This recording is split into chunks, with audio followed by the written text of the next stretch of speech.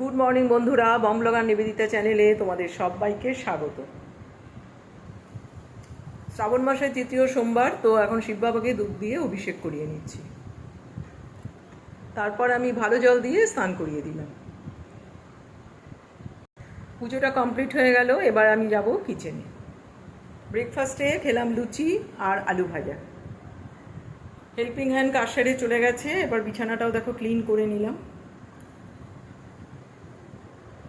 Lunch করলাম সাম্বার ডাল, পাঁপড় ভাজা, পোস্তর বড়া, টক দই আর থোর স্যালাড। এই ছিল লাঞ্চ। লাঞ্চ করে দেখলাম একটু টিভি সিরিয়াল।